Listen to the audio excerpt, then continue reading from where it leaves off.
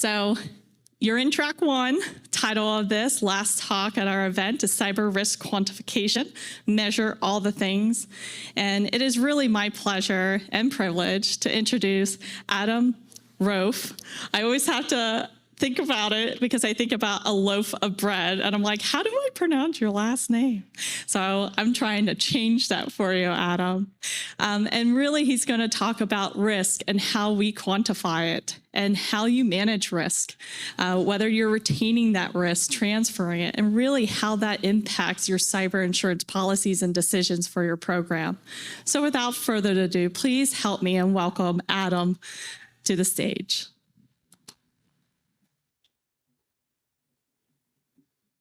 Thank you, Annie. I really appreciate it. Thank you, everybody, for coming to talk about such an invigorating topic on cybersecurity insurance right before you guys get a chance to drink and eat. So I'm hopefully not going to keep you guys too long from that, but wanted to thank you all for sticking around to the end of the presentation, and want to thank everybody here at BSides for all the really great talks today, as well as the staff and everybody for making this possible. So in terms of, the agenda today, I'll kind of go over, why are you here? Who am I? What am I doing here? Why should you be attending this talk? If you're kind of puzzled and you're saying, why should I be here? Well, one of the reasons is that there's no track 2, so I think you're in good shape at that point. But also, I think that this is probably going to be more pertinent to a number of the other folks here in the room that are probably thinking about things from a cybersecurity insurance standpoint. So I'm going to give a current state of the market. This is based on conversations I had with forensic accountants, people who are in the insurance broking industry.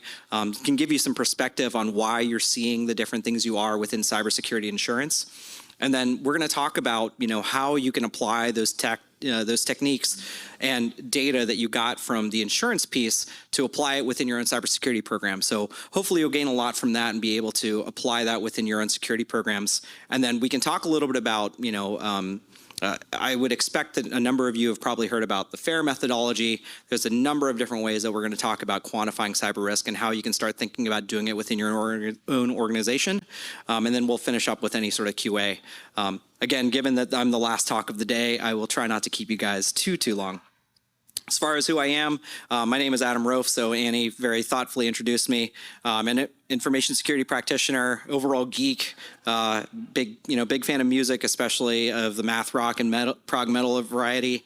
I'm a gamer and also a dad. I actually heard a great dad joke earlier today that I thought I would bring to everybody. Where do hockey players go to get a new uniform when they need one? New Jersey. Thank you. The grounds are worth it. And then as far as my own background, I've been doing vulnerability analysis, security operations, incident response, cybersecurity consulting, and then within the past couple of years, I've actually migrated a little bit into cyber insurance. So, I went from helping clients recover from ransomware and business email compromise to suddenly now helping them obtain cybersecurity insurance for either the first time or after they've had some difficulty in going through the process. Brief legalese, all opinions expressed by me are not necessarily those of my employer. And then this is meant to be informational and hopefully entertaining in some capacity. But I would say always when you're making these types of decisions, make sure you consult with your legal teams, talk to your insurance carriers and your brokers before making some of these decisions. But hopefully this information is still going to be useful for you as part of what you're doing here. As far as who should attend this talk, I highly recommend that folks who are within decision-making positions are in this talk. So typically, the conversations I've had with this and the clients that we typically meet with are usually CISOs, CFOs, CEOs, CTOs, privacy officers, because we have these conversations around them, because what typically happens is that there are the folks who are downstream, who are boots on the ground, they're working within cybersecurity. Here are the challenges that they have, and here's how they could solve these problems.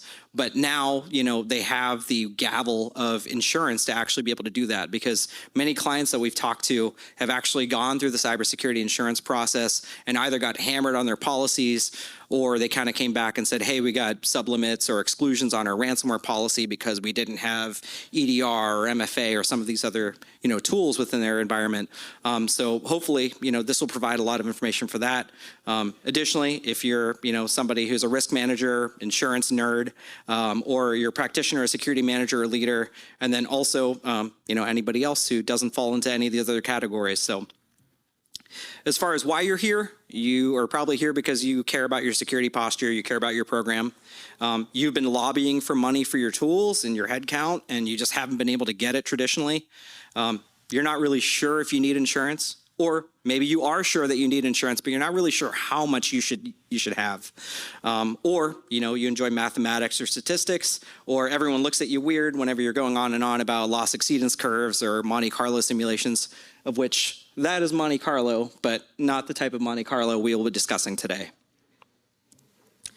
So why cyber insurance? So, people kind of think, and I had a conversation with a CISO actually this week who said, I don't know why we're buying, $20 million in cyber insurance. And so we had a pretty frank conversation, and, we talked about some of the tools and things that they had in the environment. And I said, well, what does a business interruption claim look like to you? And he's like, well, I'm not really sure. And I said, well, did you talk to your business process owners about this and have a conversation? Did you meet with your GRC folks? Did you talk with your legal counsel? And he's like, I haven't had any of those conversations.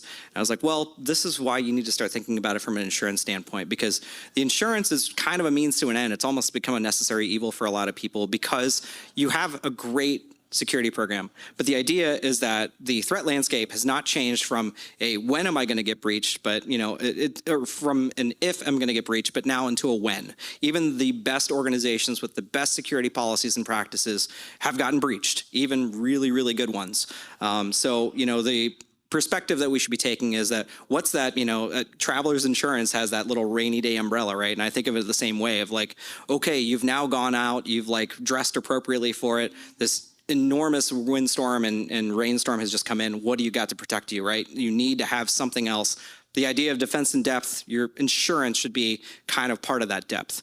And so you want to help protect you and your organization from any residual costs. So the idea around this is not necessarily just your incident response costs. When I talk to information security practitioners and we go through a quantification exercise, I ask them, okay, let's start thinking about the potential loss scenario. And they go, okay, well, I know I need to spend on DFIR, I need to spend on a breach coach and all this stuff. I'm like, that's great. Well, what's the reputation loss look like?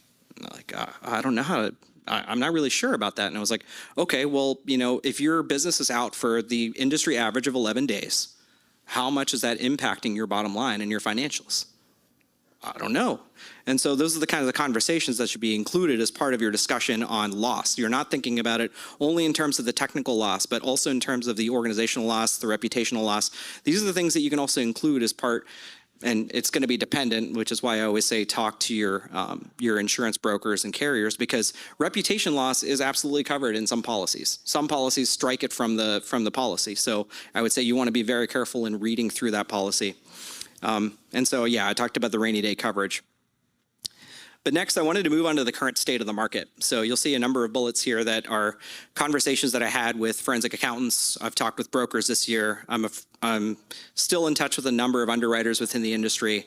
So they've provided me a lot of this data. And so I want to share it with you today. And hopefully this is something you can bring back as part of your own program and plans. So number one is that underwriting is getting better and more mature. So typically what you've seen in the past, you wanted to get a cybersecurity insurance policy, you'd fill out an application, you'd submit it, you get cybersecurity insurance, and end of story. Then 2020 happened. We saw an increase in the amount of ransomware attacks that we saw in the world, right? And so insurance carriers started losing their shirts over these policies, and they were like, wait, we can't do this anymore. And so I don't know how many of you have gone through filling out an insurance application. Can you raise your hand if you've done that before? Okay.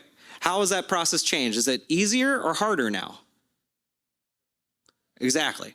And how are those forms set up? Are they set up in a fashion that allows you to provide any context around any of your answers? Or is it strictly a black and white, yes or no question? You're either the best company in the world or you're the worst company in the world. So that process has changed, and that's made it an advantage for the insurance carriers and not necessarily for the insureds. It's an uphill battle. Premium increases that we've seen have stabilized within a 5 to 10% range, and decreases are obtainable for certain risks that they'll consider best in class. Now, this has been an interesting conversation. So being part of a brokerage firm is who I work for, and I work as a cybersecurity consultant. I've had conversations around, okay, insurance carrier X, tell me what you consider a best in class technology. analogy. Like, I can't really tell you, but if you had it, I'll let you know. It's like the pornography thing, right? I'll know it when I see it. So whenever I've asked these conversations and I said, well, if I'm going to recommend product X to somebody, how do I know that that's going to make material impact on their cybersecurity insurance policy? And they're like, well, if they're in the Gartner Magic Quadrant and if they're in the Forrester, wave and things like that, we'll consider that and we'll take that into heavy consideration as part of it. But they can't give me any dollar amounts around it. But they know that they're looking for those things because that's what the industry is telling them to look for, right? There's something called increased limit factor. So that's dropped actually from the 90 to 95% range down to 75 to 85%. So that's thinking about factoring, and I'll talk about that a little bit here in the next slide. Most insurers, the average that we're typically seeing here are offering limits around $10 million. Most are actually been capped at $5 million over the past 12 months. So even firms that have traditionally been able to get $10 million in insurance, some of the firms have come back and be like, we're not going to give you an excess layer at this quote. We're either not going to quote you or we're going to make it, not worth it for you to even pursue it, right? The marketplace itself is pretty limited if you've had a prior claim. So if you've had a breach in the past couple of years, the insurance carriers have kind of come back and said, I don't know if I want to quote on this, or if I'm going to quote, I'm going to put that sublimit or exclusion on it because I know that you've been hit in the past. Even if you've gone through all the steps to, reduce your overall risk going forward, you've remediated the findings, I'm a little hesitant to not get burned again. Cyber attacks, as you guys know, in the US were up 57% up in 2022 versus 2021. We also saw business interruption claims rise 120% between 2020 and 2021, unsurprisingly because of the proliferation of ransomware and everything that we saw during the pandemic. And then unsurprisingly, ransomware and business email compromise, which is what I dealt with most of the time working in a DFIR firm, was the leading cause of loss.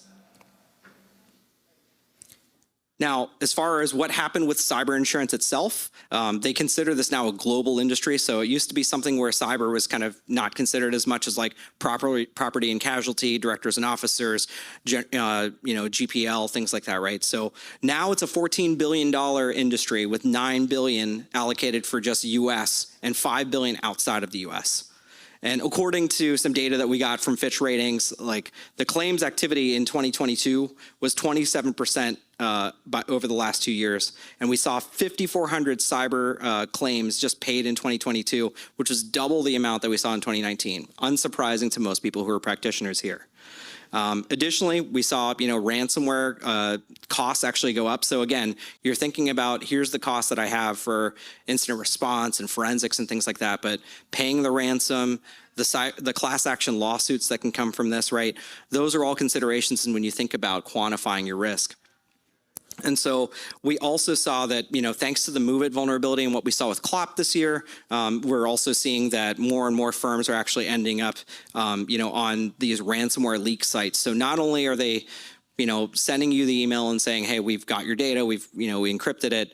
They're putting it on a ransomware leak site as a name and shame. And then they're also calling people, including your customers, and will say, hey, did you know that this company got breached? You should probably call them about what's going on with your data and get them to pay the ransom, and causing additional pressures for people to pay. And then 2022 itself, as you guys know, was a record year for data breaches.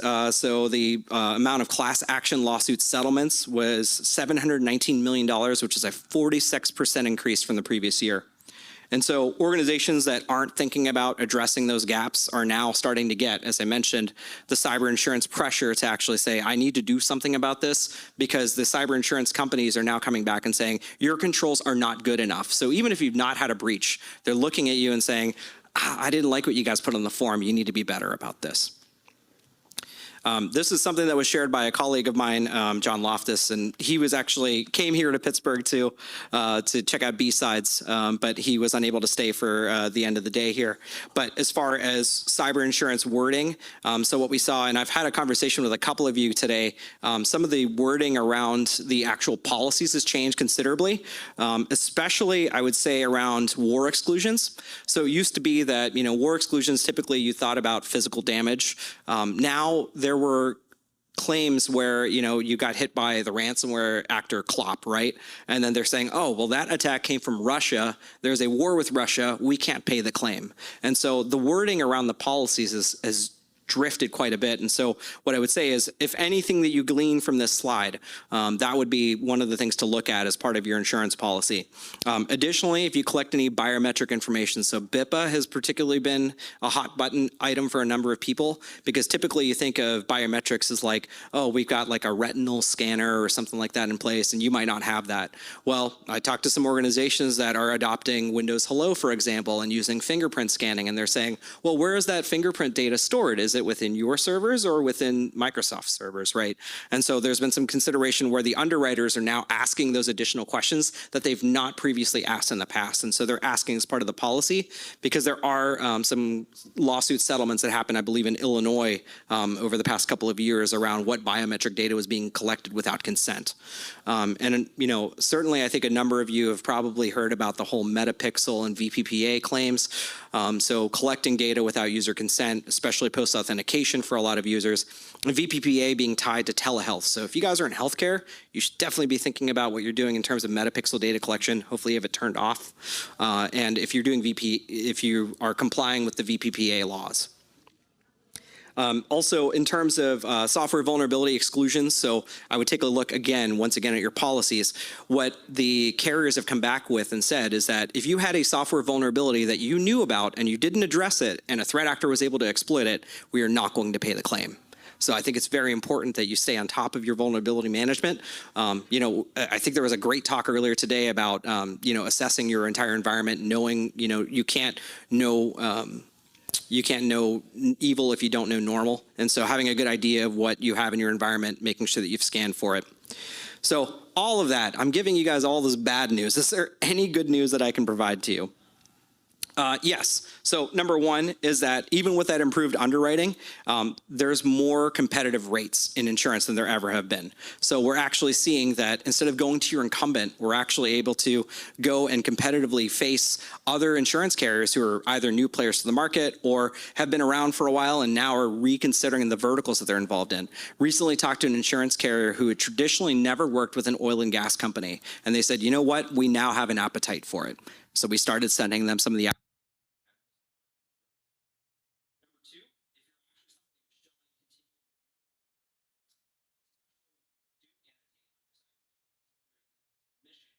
hey, we are going to have this by Q3 of this year. Hey, where were you Q3? Maybe we were able to get 100% deployment of this particular tool, or those types of items. That has proved a material difference in terms of reducing your. So I mentioned that increased limit factor, which is the rate they charge over the primary pricing, right? So that's been the actual reduction. So that's been beneficial to a lot of insureds. Additionally, you know, while you build these like partnerships with all of these cybersecurity, IT, and tech firms, the insurance carriers themselves have now gone out, and this is actually a previous role I had, was that I was a technical advisor to a very large cybersecurity insurance carrier, where they would bring me on for underwriting calls and also to review underwriting applications and say, what are the gaps that you see here that we need to have these guys address before we can quote them on a policy?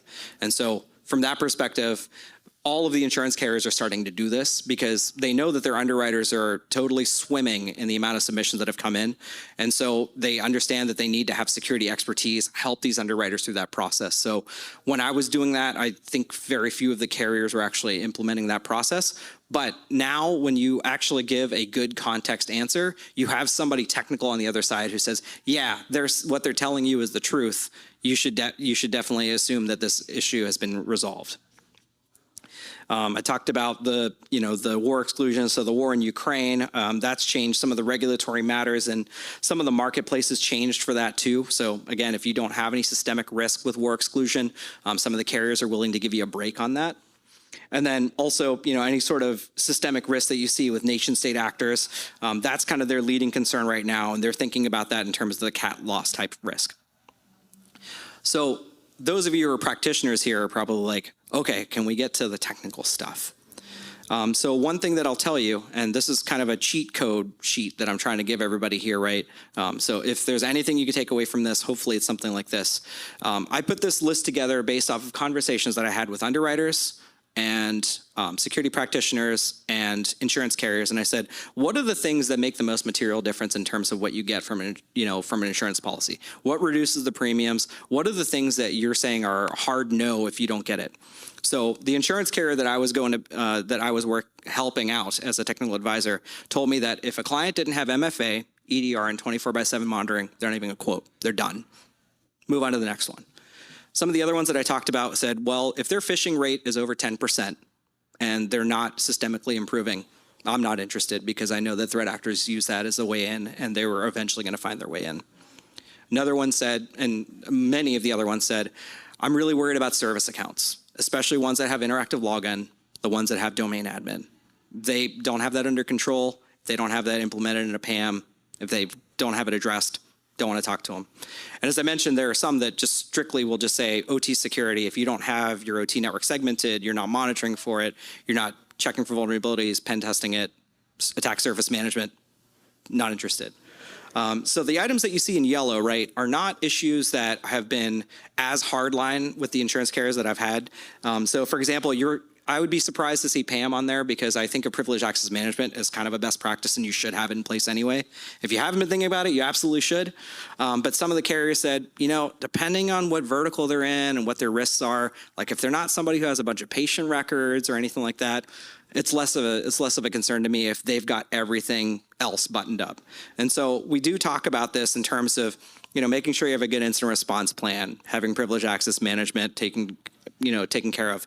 Number of domain admins is a really tricky one. There was one insurance carrier that I talked to that said, I don't like when organizations have more than 200 service accounts. And I said, why is that? And they said, well, generally the thing is that they probably have too many of those service accounts and too many of them probably have overprivileged access. Now, granted, I know organizations that have thousands and thousands of service accounts. There's no issue around that. The issue is, what did you give those service accounts access to? And so I always bring that up as something to consider as part of when you give your context for your answer, make sure that you have a good response around that. Tabletop exercises, this is table stakes at this point. SPF, DMARC, and DKIM, they look at that from a business email compromise perspective, as well as thinking about legacy email authentication protocols, IMAP, SMTP, POP, not modern SMTP, right?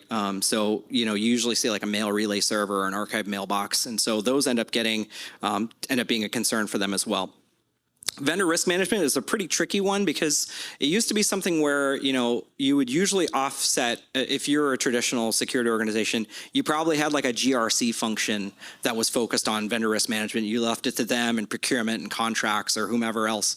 But realistically, that should be a security consideration because the idea is that, yes, GRC is going to help audit these things, but you should still have a good understanding, whether you're doing a questionnaire like a SIG Core, SIG Lite, or a CAKE, or anything like that, where you're going to the vendors and making sure that they have a good process in place, but also that the vendor themselves is good on their own security practices. You'd be surprised at how many really well-known vendors don't have a good, robust vulnerability management or penetration testing plan. Network segmentation, this is another one of those tricky ones where some of the carriers said, I want absolute network segmentation at every level. I want it, done geographically or by department. Others just said, I'd at least want like IT and OT segmentation or segmentation between like guest and production networks and things like that. So I do bring that up as something that, again, from a best practices standpoint, hopefully everybody in this room is a fan of network segmentation and knows that how important it is. But essential segmenting off those devices. And then secure SDLC too. I know a number of software people that I've probably even talked to today thinking about this. What are you doing in terms of SAST, DAST, SBOM? Those are all considerations that I have. But the other underwriting concerns that I mentioned, the war exclusions, end of life is a pretty big one right now, just because of how many organizations have been hit by end of life software being exploited, end of life hardware being exploited. Again, the insurance carriers look at that from the perspective of this is an additional risk. How much risk am I willing to take on in my book of business? And then, as I mentioned, supply chain. We just saw this with MoveIt this year too, right? MoveIt, SolarWinds, Log4j when we think about SBOM too. So these are the kinds of things that insurance carriers are keeping them up at night. Now, the real world challenges with actually obtaining cyber insurance. Number one, the cyber insurance applications, past and present. I think I talked about that already. Very binary in format, doesn't give you an opportunity to provide any context. Number two, it's a fire drill. So generally when somebody says, I need you to fill out a cyber insurance application, you say, great, how long do I have to fill it out? Well, our policy renews in 2 weeks. Okay, well, you don't have a lot of time to collect all this information. And additionally, if you need to put together any sort of roadmaps for improvements, you don't have time to put that together. Number three is, what framework should I be using? You know, everybody's got their own preference on, should I be using NIST or ISO or high trust or any of these, right? Number four, understanding your security ROI. So kind of going back into that quantification piece. Well, I could buy a PAM solution this year. It's going to cost me this much. Is it worth it though? Is it going to make a material difference in my risk or in the amount of insurance I need to purchase? And then number five, which I think is the one that most people struggle with, which is around how much of that risk do I decide to transfer? And we're going to talk a little bit about that in a moment. One thing I also want to call out, risk managers and CISOs should be best friends. The reason I say this is because when you're thinking about your security budget, the CISO is probably very concentrating heavily on, okay, what tools do I need to buy? How do I protect my data? How do I report this to the board? Your risk managers should be thinking about this and saying, hey, let's quantify that risk so that we have data that you can present back to the board. There's a lot of tools that can do this. There's a lot of methodologies to do this, and we're going to get into that here in a second. So in terms of thinking of cyber risk quantification, I wanted to get back to the discussion around frameworks and tools. So number one, the one that I think most people in the room have probably heard, at least within the past couple of years, is FAIR, the Factor Analysis of Information Risk. NIST has their own framework for actually doing cyber risk quantification. I think it's pretty good, but I think that it could use a little bit of tweaking. That's just my own personal opinion. Number three was actually brought up by my former colleagues within CERT, Octave, right? The Operational Critical Threat Asset and Vulnerability Evaluation. It's certainly a headier way to do it, but I think it's a really good way to do a deep dive on it. There's a methodology within COBIT itself, and then there's also one called TARA, which is the Threat Assessment and Remediation Analysis. As far as tools to do it with, there's a number of them out there. I mean, even if you're going to pick an Excel spreadsheet, it's better than not doing it at all.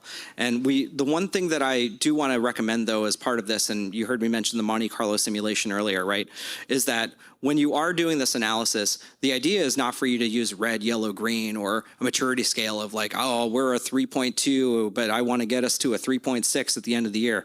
That doesn't make a material difference back to your board of directors. What makes a material difference is, hey, I need $200K to invest in this particular tool. It's going to offset $10 million of risk. Let me show you how I ran the calculations and quantification against that.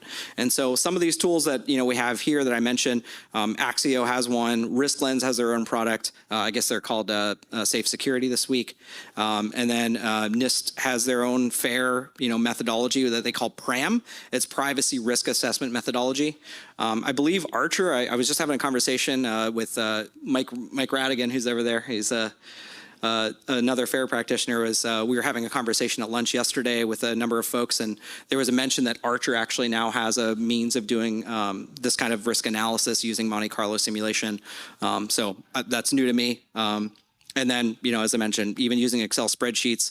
I just talked to another former colleague of mine, Brandon Franklin, there in the front row, who mentioned that he's actually using a Python module that's doing Monte Carlo analysis. So great way to do it. And this is meant to be information sharing. So if you guys are interested in this stuff, I'm always happy to learn about new ways of doing this stuff, and we should all be sharing that with each other. So for those of you who have never heard of FAIR, right, I figured that I'm at least going to lay out what the basics of this is. So let's call this FAIR 101. Just again, high level, just want to give you an understanding of what you have here. The very top, you have your risk, right? So let's think about what's the risk to the organization. And then we think about things like loss event frequency. So how often are you going to see a potential loss occur in your environment? And then you're going to decompose that down into the threat event. So how often are you expecting the threat to occur in your environment? And then what's the probability that the threat event is exploited through a vulnerability, right? And then you're going to decompose the threat event frequency and the vulnerability into two sections here. So you've got contact frequency, as in how often could this potentially happen? And this is kind of broken into whether it's going to be a random occurrence. Is it something that's a regular occurrence, somebody trying to brute force a password, for example? Or is it something where it's intentional? So there's I specifically have a way to do this, whether that's through an insider threat, or I have the information in order to make this a problem. And then you have probability of action, right? And so that's also decomposed here in terms of what's the value of that? What's the level of effort that the threat actor has to take in order to get this? And then what's the overall risk that's taken on? And then as I mentioned, when you break down vulnerability here, right? Threat capability and resistance strength. So the threat capability, what skills are going to be needed in order for them to do this thing that they're going to do? And then what are your controls that you're going to use to protect against it, right? Now, as I mentioned earlier, when people think about loss events, they typically think about it as what's my forensic cost? What's my incident response cost? How much is it going to cost me to replace hardware? But that's, when you think about that, that's that primary loss. But then you think about secondary loss too. And those are the other things that are a little bit less tangible, right? And so you think about what's my loss of reputation? How much revenue am I losing? How much am I going to be able to reclaim as part of insurance? And so you think about the secondary loss event frequency, so you're kind of decomposing that too, and then the magnitude of that potential loss, right? So that's the percentage of time that you have your secondary stakeholders that are likely going to negatively react. You have a third party that you work with that is, you're not meeting their SLAs because you can't deliver the product, right? See, these are the kinds of losses that you can think through. And so I kind of led to that a little bit earlier, right, in terms of types of losses. So you have productivity loss. So I can't do my job while this is going on. You have the response costs, which we also, beat the dead horse here. Replacement costs. So, I'm going to have to now replace this particular piece of hardware. I'm going to have to do a device rebuild. It's going to create this downtime. Competitive advantage loss. So now we're starting to get into that. The other types of damages, right? So what are the losses resulted from, maybe the threat actor made off with intellectual property that you had, or there was some key competitive difference, like you offer 99% uptime and now you're suddenly down, right? And so now they're like, well, you didn't deliver on the thing that you said that you were going to. Fines and judgments, this is what kind of comes out of, things like class action lawsuits, any sort of regulatory requirements that you're supposed to adhere to, civil, criminal, and contractual type actions. And then reputational type damage, which is, as I said, the little bit squishier part of things. So what's that external loss? I had that same conversation with that CISO that I mentioned this week. They are a staffing agency. And so when I talked to their operations folks after talking to their CISO, I said, well, what does the potential loss look like for you? And they said, well, our daily margins are, about like 500K. And so if we have a hard down event of business interruption for 11 days, that's a significant cost. And the CISO was like, well, I don't know if I agree with that. And they're like, no, this is literally our financials. This is what the impact is. And so if we're down for 11 days, we're pretty screwed, right? And so they brought that up as a new conversation. And that's why I always encourage, when you do this quantification analysis, if you only have the IT and security people do it, they have a very myopic view, and that's no fault of ours. We can't know everything. That's the field that we're in. There's too much to ingest. But you got to bring the business process people in. You got to bring the risk people in, because you're going to make that information so much better. And now you have a much better understanding of the things that they really want to protect. You might have a very different idea of what your crown jewels are versus somebody who's in the business process and working with this stuff every day. When I think about holistic cyber risk management, this is the way that I think of it. Number one, you assess what you have. So you assess your controls and make sure that they're actually functional, that they're meeting all the needs that you have from a risk standpoint. Number two is modeling that loss. So now you take that controls assessment, you apply it to a quantification exercise. Usually you do like a scenario-based review and say, okay, well, if this scenario were to happen, let's also include the particular controls that we have. And now let's think about what that loss looks like. And then number three, you take that data and now you're able to express it in dollars. You go back to your board and you say, okay, now you have a couple of options. You can either transfer the risk. So that's, thinking about cyber insurance. You're thinking about mitigating the risk. I can move that curve to the left if I get the budget in order to purchase these particular tools, and notice the offset in risk that we're getting. Or number three, you get a little creative and maybe you do something like captive, not a primary insurance guy, right? So I would say talk to your insurance agents about that kind of stuff. But getting in a captive can be interesting too, because if you're a larger organization, you might have another way of offsetting that risk that's actually going to be advantageous to you as opposed to purchasing traditional cyber insurance. And so you're like, Adam, you were talking about that modeling that loss thing. So what's that all about? And so I think of it as a Cartesian plane. You've got your first party and third party to consider. You've got your impacts that are financial, and then you've got your impacts that are tangible. Now, tangible is probably going to apply a lot more to your organizations that are in critical infrastructure, oil and gas, manufacturing, anywhere where there's a physical component. Can, a turbine explode and kill somebody? Can it damage a facility? Is there, in healthcare, is there a loss of human life you need to account for? And so I won't read this whole slide to you, but I just wanted to give you an idea of how to decompose some of this stuff, because when you think about first party and third party impacts, you typically think about, again, all the response costs and things like that. But then if you are in those particular verticals, it's really important for you to actually think about environmental damage, mechanical breakdown of your equipment, bodily injuries. Do you have class action lawsuits that might be there? Is there a product liability you need to be concerned about? Are you not going to have a functioning widget? I talked to a food services vendor who actually said, we had an outage where our OT was impacted, and our refrigerators that keep this particular food cold for this long suddenly couldn't keep that temperature for that period of time, and we had to throw all that food out. Imagine if that food got delivered to people, right? And so those are the kinds of costs that you need to think through.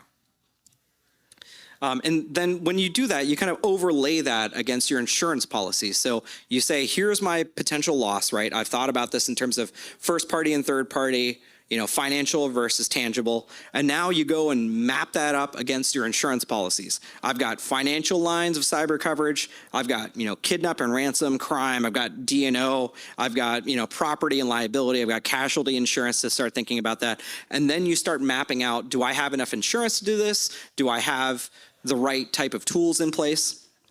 And so one of the tools that I use actually is within the Axio platform. So you'll see kind of what we do with example quantification analysis here, where we take in this organization, and if you notice in the top left, we talked about what their scenario exposure is, right? So we're looking at overall loss. What does this look like for this organization? And then on the right, we're taking their insurance policies that we say, show us what your cybersecurity insurance policies look like today. What's your coverage look like? We have forensic accountants take a look through it, look for those things like, does it cover reputation loss and all of those types of things. And then we run that Monte Carlo simulation based off of that data that we have. And then what we do is we say, hey, CISO, talk to us about what are your overall initiatives and what are you trying to improve? Well, in this case, this one was trying to do enhanced authentication, network segmentation. They had a couple other improvements applied. And so we said, okay, let's talk about each of these and how this potentially impacts the curve, right? We had a conversation around it, and then it's a matter of prioritizing those types of things. And it turned out that network segmentation was going to be the biggest bang for buck, because they were the type of organization that really needed to go from a flat network to one that was actually enclaved. And so as part of that, we built a loss exceedance curve too, right? So this is actually from anonymized from another client, where we actually talked to them about, ransomware, and they had a $10 million insurance policy. And so we said, well, okay, you've got a couple of different options. Your curve, the darker curve, right, was actually showing that the loss was going to be closer to almost 20 million, like somewhere around 18 million, right? And so we had the conversation and said, okay, well, here's what you can do is if you think about this loss from the perspective of the mitigating controls that you have, let's think about your project roadmap. And they're like, okay, well, we're going to do, they weren't fully deployed, and this is from last year. They didn't have fully deployed EDR. They didn't have 24/7 monitoring. They didn't have MFA for all remote access. We started talking through all of those improvements that they wanted to do. And we said, okay, well, let's take a look at that through the quantification lens. We provided that data. And as it turned out, that curve moves dramatically over to the left. And so we compared that kind of against their insurance policy and said, well, this is what would happen potentially, based off of the quantification analysis that we did. What would you like to do? Would you like to purchase more insurance, or do you want to fund those projects that you've been trying to get off the ground for a couple of years? And as it turned out, they actually got all the funding they needed to get those projects off the ground, reduce their risk. And when we went to market with their application submission, the insurance carriers came back and said, we're actually going to give you 15 million in limit because you made a significant impact on your overall progress. So these kinds of things do work really well. And so I do want to mention that, if you go through this process, it's very, very helpful for everybody. So actually, that being said, that is the end of my talk. Does anybody have any questions? Brandon? Oh, hold on here. I think she's going to hand you a mic. I was going to repeat the question, but this is way better. All right. So you said that 5 million is about the average within the industry for coverage. If I am looking to sign a contract with a vendor and their coverage that they are offering us is less than $5 million, what questions should I be asking and what should I be reading into that? Are you talking about like a vendor like a partner, or are you talking about a vendor as in like somebody you're purchasing? So let's make a ridiculous scenario. I go to contract with Microsoft or Azure, and they tell me they're only going to carry $2 million in insurance. What should I read into Microsoft's security posture? That is surprising to hear that it's only 2 million from. It's made up. It's not. Okay. Yeah. It's a I ridiculous. was going to say that seems incredibly I'm low. doing it so I'm not calling anyone out because we know Microsoft's pretty bad. No, that's fair. And I mean, that's the analysis that should be done at, the risk, your GRC team. I know you hate the term GRC, right? Because there should be a different amalgamation of those teams. But the idea behind it is that what does that risk look like in terms of what does a potential loss look like? If it's a vendor where you're like, I don't store any important information over there, I'm only using it as a software platform. If it goes out, I can still function as a business. It's probably less of a concern than somebody who's like, I'm thinking of like, if you're a healthcare company and you're farming out your PHI to this company, okay, I would expect them to have significantly more insurance because I would expect that if something goes wrong, that they're going to cover that portion of the claim and you're not going to be on the hook for it, right? So. Can I do a follow-up? All right, so let me. Oh, I see. Did you have a follow-up or something? We're taking turns. Okay. Adam, you had a slide up about the controls that the underwriters are looking for. Yes. And that obviously would be the ones that you'd want to have a good response for. Yeah, that's the one. How did they arrive at this list? Is this the result of forensics? And is this something that we can really pay attention to as a, kind of like a MITRE attack sort of analysis? You'll be unsurprised to hear that the reason that they've harped on these things are because what they've paid claims on. So the DFIR firms are saying, here is the gap that would have prevented this attack, or here's the gap that would have reduced the overall impact. And so they come back and say, hey, why didn't you have this here? Just worked with an organization that recently didn't have a full EDR deployment, and it was 30 systems, and it turned out that was the way that they were able to bypass any sort of controls. And so we talked to them, and they said, well, yeah, why didn't you have an EDR on 100% of your systems? We would have given you a better claim, or we would have given you a better premium if that were the case. Are they sharing this information with one another? With the insurance carriers? Yeah. Probably at conferences. That's a really good question, right? The tactics and techniques with the MITRE framework. I hear a lot of, hey, here's how good we're detecting.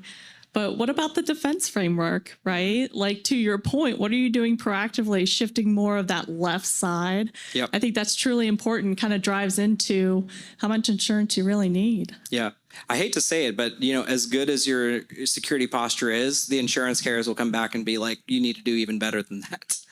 Hey, can you scale this down for a small company that maybe has about 5 million in revenues?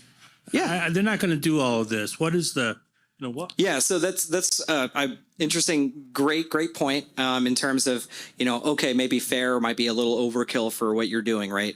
But however, the nice thing is that all of the tools that I mentioned, aside from Excel and doing it yourself, is that so many of them are starting to bake in this stuff that you can basically just plug in things like, how many endpoints do I have? What does a typical day of revenue look like for me? Put in that information as part of the range, and then you can build the curve off of that. Anna. Adam, you mentioned something about weak PPA and hello.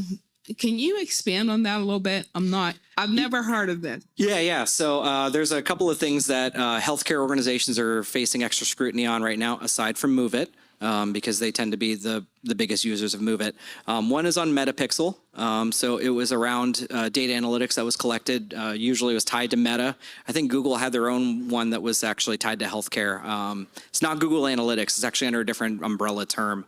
And so what happened was that the websites had like a tracking pixel that was used to collect the information on a particular user without their consent. And so when they started doing that, that's turning into a class action lawsuit, if it hasn't already, I think, at this point. And so more and more organizations are just stripping that out altogether from their sites. The problem was that there were some organizations that were doing it post-authentication. So now you were getting very private PHI information on users that was being collected by Meta and Google without their consent. VPPA is tied to telemedicine. There's data analytics and AI, ML, LLM kind of stuff that was being tied to people who would see telehealth. So you were seeing doctors, especially during the pandemic, once again, collecting data without the patient's consent. So that turned into an issue, and there is the Video Privacy Protection Act, VPPA, if you want to take a look at it. There's a lot of legalese behind it, so I will let the law firms of the world explain what that all is. But if you're in healthcare and you do telemedicine, highly recommend that you read up on VPPA and make sure that you're compliant. Brandon? So as I'm managing our third-party risk, one of the areas I'm worried about is we've got a lot of vendors and I don't necessarily know what's going on under the covers from a service perspective. SBOMs are hard enough to get from modern vendors. Actually knowing which fourth parties are providing services and ensuring that things are happening is really difficult.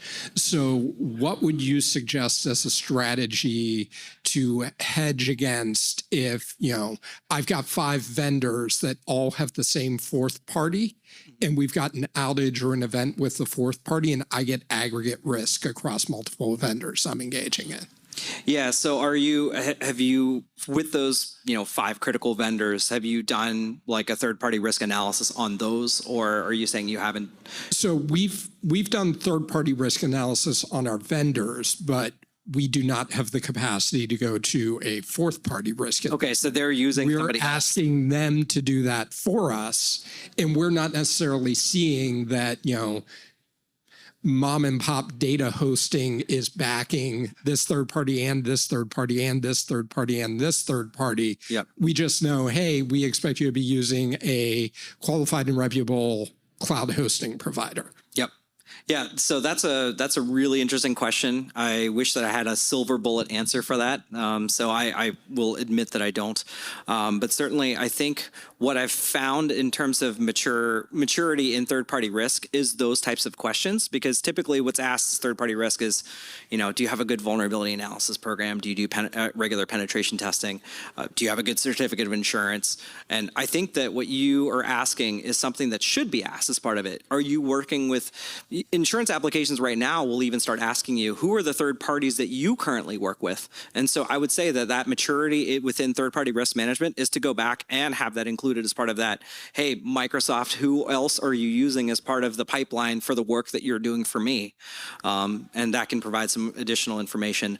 The other thing is that there are a number of third-party tools, which I'm happy to talk about when I'm not on camera, that I think are really, really good at doing that analysis.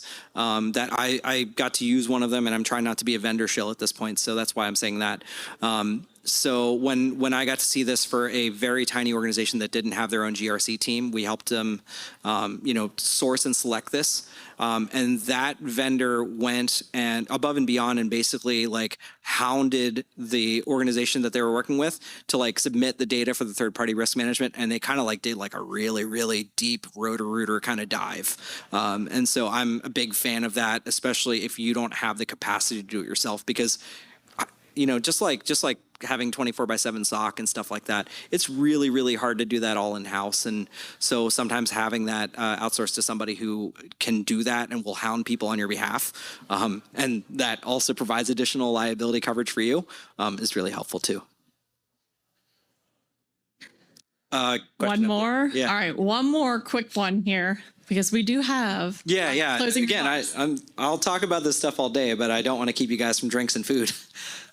Not to be provocative, but how do you feel that the state of the industry will be in 10 years? Will I be able to buy cyber insurance in 10 years? What about the requirements becoming possibly tyrannical over time? It's interesting that you asked that, because I think that it's even when I talk to some practitioners and the folks that I've known for years who have traditionally been in cyber as a practitioner, I ask them, what did you think about insurance whenever you were working there? And I didn't even know we had cyber insurance, or I knew we had it, but I didn't know like what we were doing and how much it cost or any of this kind of stuff. And I think that for organizations, the difference that's got to be made is that the cyber insurance stuff should be shared with the security folks, the security leaders specifically. And I don't mean just like CISOs and things like that, right? I'm talking about the people who are boots on the ground and understand what's going on, because then they can bubble up those risks back up to the folks that are in positions of power so that they can make some decisions and say, yeah, we need to invest in this because this is something that they care about. As far as what I think the landscape of the insurance industry has changed around is that they are becoming more and more mature and smart on these types of things. I've been talking to clients specifically about things like software bill of materials and things like that, especially if they develop software. That's not on a single insurance application, but it will be. Same thing for operational technology. When I talk to them about, are you meeting IEC 62443 standards? They're like, I don't even know what that is. And I'm like, you should, because when we're talking about operational risk for insurance carriers, they will ask you this stuff. They're not asking it yet, but they will. And so what I tend to think of it as much like, the attack and defense cat and mouse game that we have is the same thing with insurance. The insurance carriers are going to continue to mature, employ people who are security practitioners and say, what do I need to grill these people about? And so I think from that same aspect that we need to think about those things ahead of time. And I just think, this is where your insurance broker themselves should be coming back to you and be like, hey, I know this is coming up. Just like that language slide that I shared with you guys, right? That's something that we share with all of our clients because we want them to know that, like, here are the challenges that you might face when we go through this policy stuff.